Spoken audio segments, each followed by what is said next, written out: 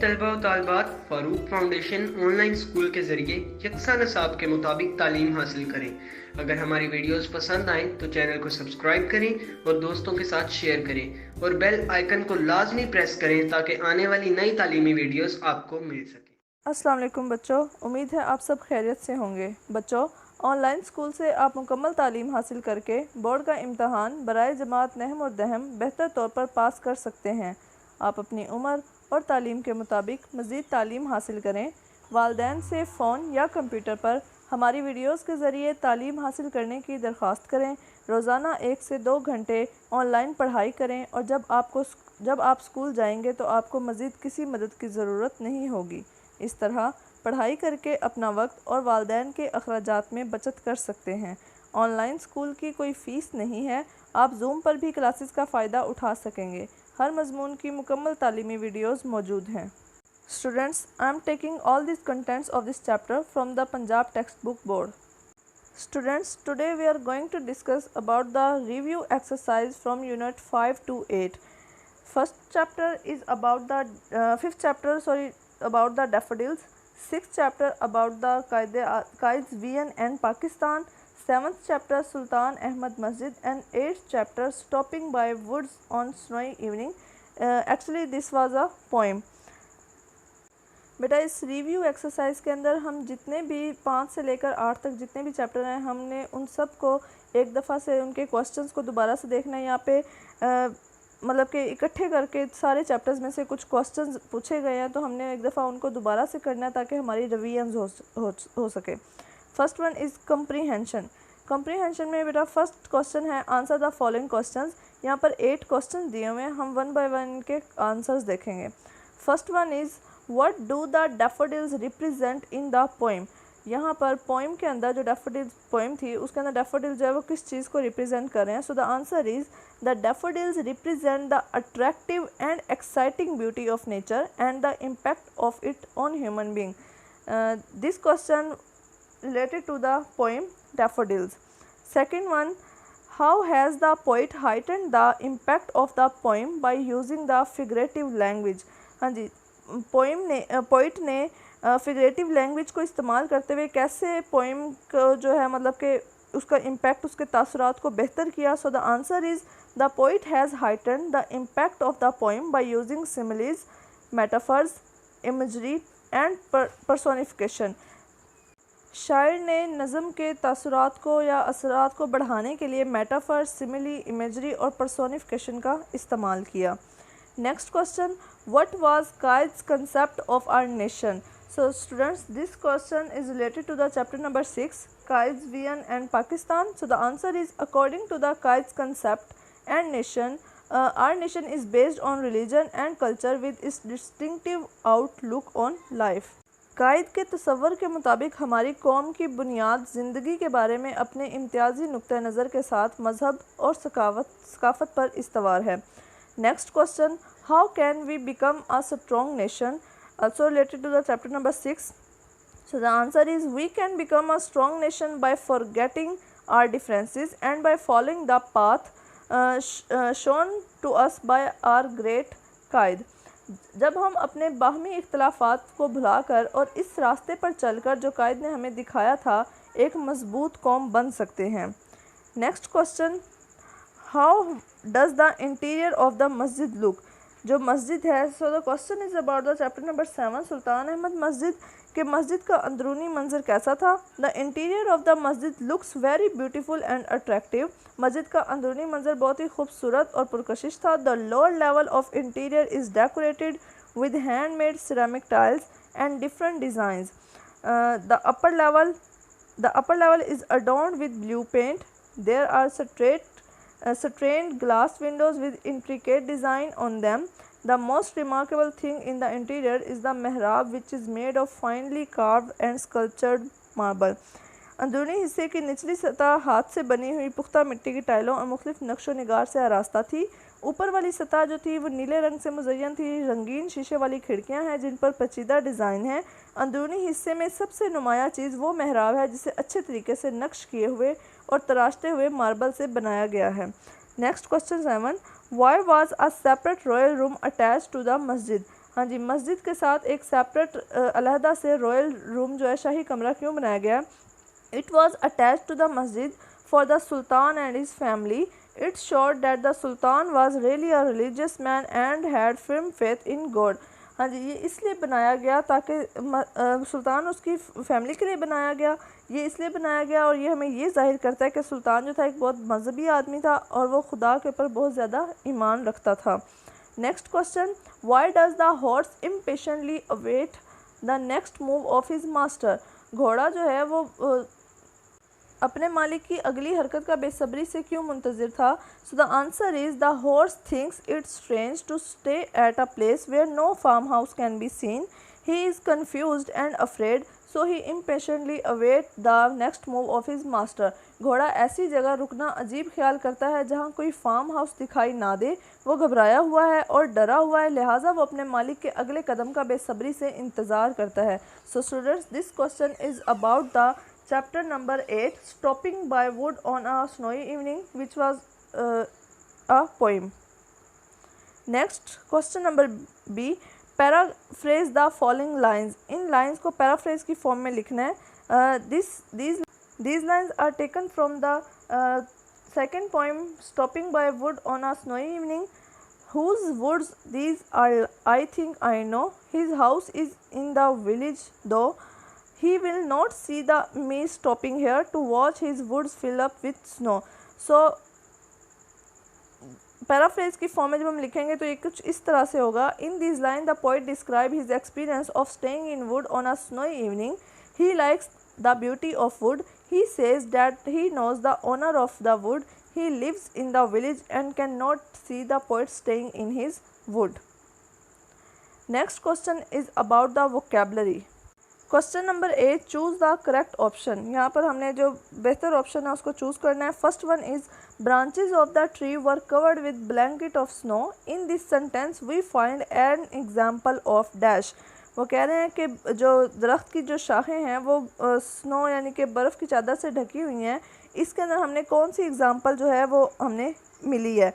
So first one is alliteration, second one personification, simile and metaphor. So the answer is B, means personification, यानी कि blanket of snow जो है ये personification को example है. Second one, keep up your moral. So the underline word moral means. So students, यहाँ पर underline word जो मोरल है हमने उसका अगर मीनिंग देखें सो उससे मिलता जुलता मीनिंग वेल्थ नहीं, वेल्थ भी नहीं हो सकता. Fortitude, section and voice. So answer is fortitude.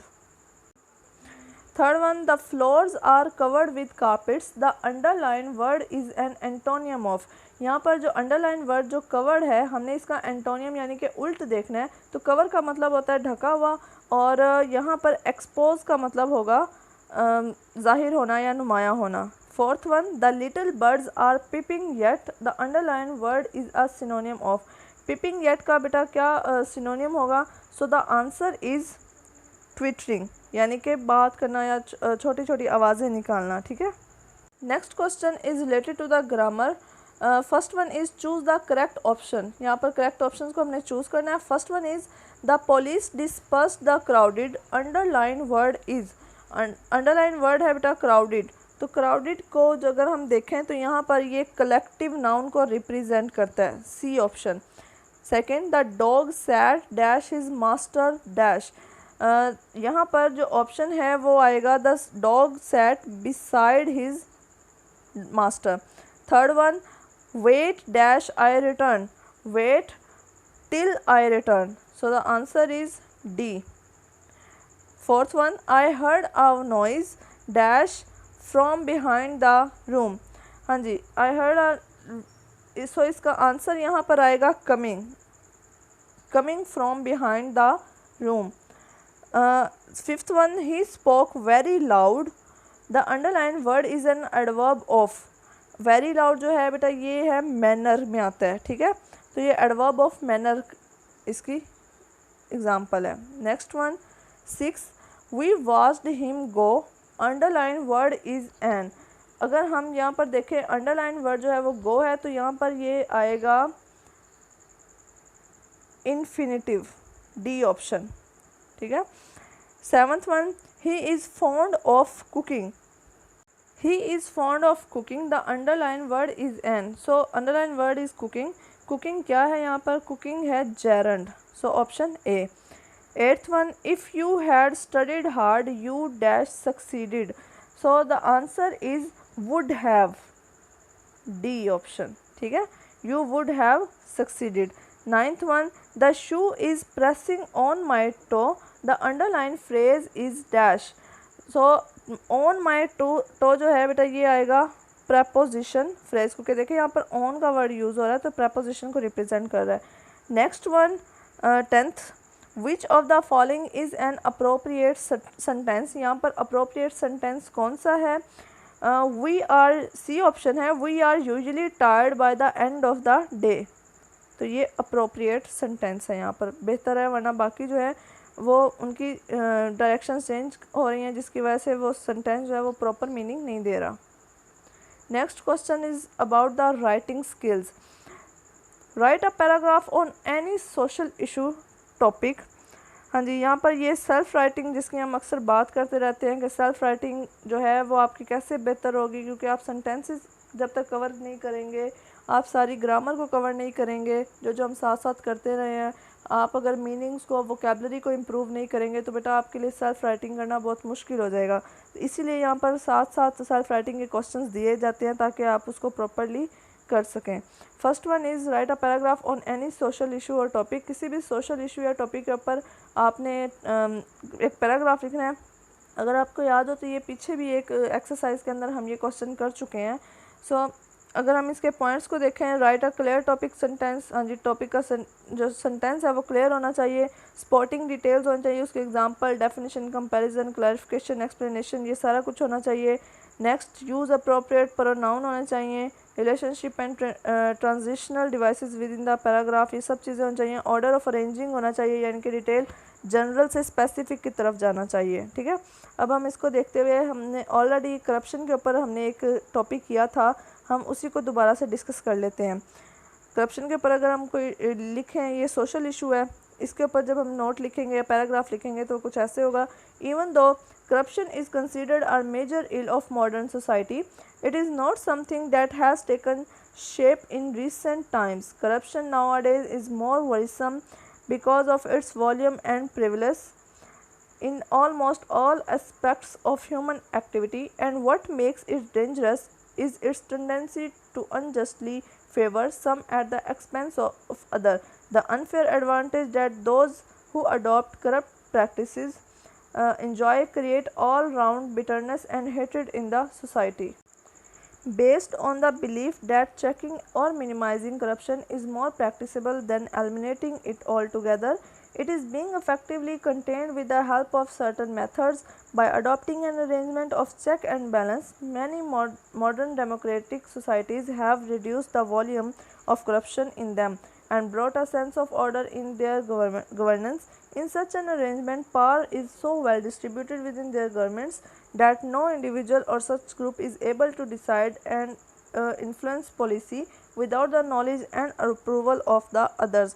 तो बेटा इसके अंदर क्या बात की गई है कि करप्शन जो है वो कैसे हमारे माशरे के अंदर एक गहरी होती जाती है, या उसका इम्पैक्ट क्या पड़ता है हमारे माशरे के अंदर, कि अगर करप्शन होगी तो जो पैसा है वो कुछ लोगों के हाथों में ही रह जाएगा, पूरी सोसाइटी में तमाम लोगों के पास नहीं जाएगा, जिसकी वजह से लोगों के अंदर नाइंसाफ़ी जो है वो फैलेगी और गम गुस्सा भी फैलेगा, जिसकी वजह से गवर्नेंस का जो निज़ाम है वो ख़राब हो जाएगा और जो पावर है वो कुछ लोगों के हाथ में रह जाएगी, डिस्ट्रीब्यूट नहीं होगी पूरी सोसाइटी में, जिसका पूरा के पूरा बुरा इम्पैक्ट जो है वो सोसाइटी के ऊपर पड़ेगा और हमारी सोसाइटी जो है वो तबाह हो जाएगी।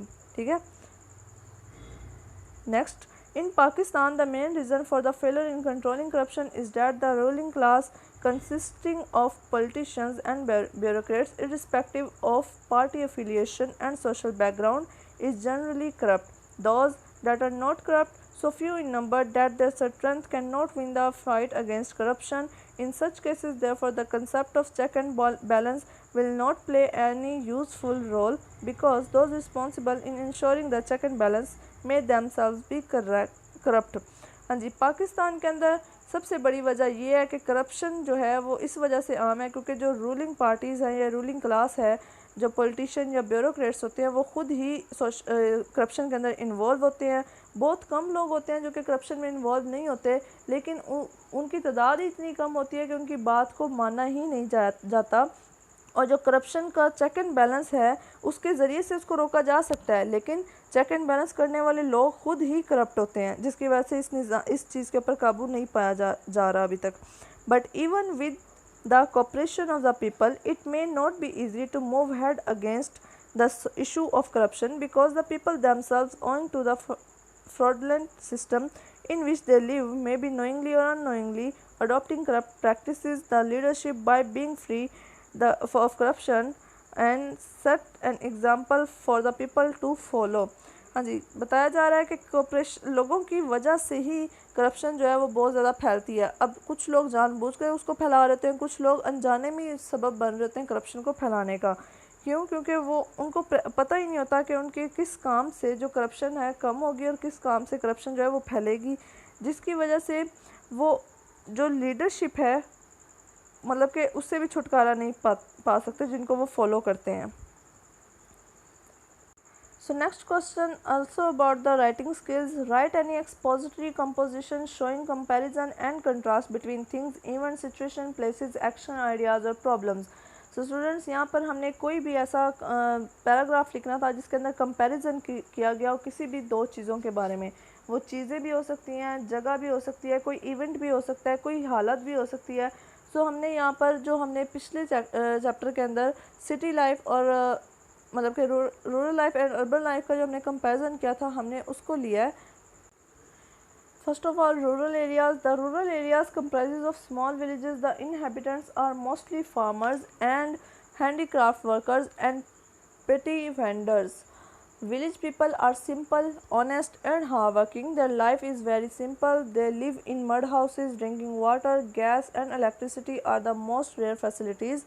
Healthcare units, schools, post offices, banks and road are very few, which are located at great distances. Use of tractor, thresher and fertilizers by the farmer is visible over there. Fresh air, vegetable and fruits are readily available. Orchard, garden and green fields present a pleasant and cooling sight to the eyes. देहाती इलाके छोटे छोटे देहातों पर मुश्तमिल होते हैं। बाशिंदे ज़्यादातर किसान और दस्तकार और मामूली खानचा फरोश होते हैं। गांव के लोग सादा, ईमानदार और मेहनती होते हैं। उनकी ज़िंदगी सादा होती है। वो मिट्टी के घरों में रहते हैं। पीने का पानी, गैस और बिजली बहुत ही नायाब सहूलियात होती हैं। सेहत की हिफाजत के मराकज़, स्कूल और डाकखाने, बैंक और सड़कें बहुत ही कम होती हैं और बहुत फासले पर वाक़ होती हैं। किसानों में ट्रैक्टर, थ्रेशर और खादों का इस्तेमाल बहुत ज़्यादा होता है। ताज़ा हवा, सब्ज़ियाँ और फल हर वक्त दस्तयाब होते हैं। फलों के बागात और सरसब्ज खेत आंखों को खुशगवार और ठंडा मंजर पेश करते हैं। Now city life. There is a great hustle and bustle in city life. Hundreds of cars, buses, trucks, rickshaws are seen running on the road. Most of the people in cities are either government servants or they have private jobs. Houses are made of bricks. Every house have water, gas, electricity and telephone facility. Shopping markets, offices, schools, colleges, universities, banks and parks are found everywhere. City bus service is available on very cheap rates. There are a large number of government and private hospitals and clinics which have latest apparatus and highly qualified doctors. There are places of entertainment like theatre, cinemas, museums, zoo and a number of places historical importance. Urban life is very busy life. One has to run with the time. हाँ जी, शहरी ज़िंदगी जो होती है उसमें बहुत ज़्यादा चहल पहल होती है। सैकड़ों कारें, बसें, ट्रक, रिक्शे सड़कों पर चलते दिखाई देते हैं। शहरों में सरकारी मुलाजिम होते हैं या कोई ज़ाती काम करते हैं। घर ईंटों के बने हुए होते हैं। हर घर में पानी, गैस, बिजली और टेलीफोन की सहूलत मैसर होती है। वहाँ पर लोगों को मार्केटें, दफातर, स्कूल, कॉलेज, यूनिवर्सिटियाँ, बैंक और पार्क हर जगह पाए जाते हैं। शहरी जो है बस की सहूलत बहुत ही सस्ते दामों उनको मैसर होती है। लोग बड़ी तादाद में सरकारी और प्राइवेट अस्पताल और क्लिनिक होते हैं जिनमें जदीद तरीन आलात और बहुत पढ़े लिखे डॉक्टर होते हैं। वहाँ पर अजायब घर, चिड़ियाघर, बहुत सी तारीख़ी अहमियत के हामिल जगहों जैसे कि तफरीह मकामात होते हैं। शहरी ज़िंदगी बहुत ही मसरूफ़ ज़िंदगी होती है। लोगों को उसके साथ भागना पड़ता है। Next question, right an essay on a general subject. किसी भी आम मौजू को पकड़े और उसके ऊपर ऐसे लिखते हैं, इन तमाम चीज़ों को देखते हुए। हाँ जी। सो वी चूज़ कायदे आज़म Mohammad Ali Jinnah. Muhammad Ali Jinnah is famous as Qaid Azam. He is called the father of the nation. He was born in Karachi on December 25, 1876. He received his early education from Karachi. After matriculation, he was sent to England for higher studies. He qualified from the Lincoln's Inn as brilliant barrister. On his return to India, he joined the Indian National Congress. Later on, he joined Muslim League. He worked very hard for a separate homeland for the Muslims. The Hindus and the British opposed him, but he faced every problem bravely. In 1934, he became the president of All India Muslim League. कायदे आज़म मोहम्मद अली जिन्ना का पूरा नाम मोहम्मद अली जिन्ना है। उन्हें बाबाए कौम कहा जाता है क्योंकि वो कराची में 25 दिसंबर 1876 को पैदा हुए। उन्होंने अपनी इब्तदाई तालीम कराची से हासिल की। मैट्रिक के बाद वो इंग्लैंड चले गए हायर स्टडीज़ के लिए। वहाँ पर उन्होंने बैरिस्टर का इम्तहान पास किया। इंडिया वापसी के ऊपर उन्होंने इंडियन नेशनल कांग्रेस को ज्वाइन किया। बाद में उन्होंने मुस्लिम लीग को ज्वाइन कर लिया और पाकिस्तान के अलग लोग मुसलमानों के एक अलग वतन के लिए उन्होंने बहुत ज़्यादा मेहनत की। उन्होंने बरतानिया और हिंदू जो है लोग उनकी मुखालफत की। उन्हें बहुत ज़्यादा मुश्किलात का सामना था, लेकिन उन्होंने जुर्रत और बहादुरी के साथ उनका मुकाबला किया। 1934 में वो सदर बने ऑल इंडिया मुस्लिम लीग के। The dream of a separate homeland came true on August 14, 1947। Quaid-e Azam became the its first governor general. He worked day and night to make Pakistan great and strong. He died on the 11th September 1948. May his soul rest in peace. आमीन। हाँ जी, अलग वतन के जो उनका ख्वाब था वो 14 अगस्त 1947 को पूरा हुआ। कायदे आज़म उसके पहले गवर्नर जनरल बने और उन्होंने पाकिस्तान को बेहतर बनाने के लिए, अजीम बनाने के लिए और मजबूत बनाने के लिए दिन रात मेहनत की। उनकी वफ़ात 11 सितंबर 1948 को हुई। अल्लाह पाक उनकी रूह को सुकून बख्शे। आमीन। So students, this was about our exercise, review exercise. I hope आपको सारा दोबारा से चारों चैप्टर्स रिवाइज हो गए होंगे। बेटा आपने, जैसा कि मैंने आपको बताया कि राइटिंग स्किल्स कितने इंपॉर्टेंट हैं, तो आपने हर चीज़ को अच्छे तरीके से पढ़ना है। ग्रामर अच्छे तरीके से जो हम करते जा रहे हैं उसको एज अ होमवर्क आपने तैयारी करनी है, ताकि आपकी जो 9th का सिलेबस है वो अच्छे तरीके से कवर हो सके और आपके अच्छे मार्क्स आ सकें। बच्चों, आपके लिए हर मज़मून की वीडियोस इसी यूट्यूब चैनल पर दस्तयाब हैं। आप अपनी पढ़ाई शुरू कर सकते हैं। अगर आपको वीडियोस पसंद आएँ तो इस चैनल को लाइक और सब्सक्राइब करें ताकि आप आने वाली हर वीडियो से आगाह रहें। शुक्रिया।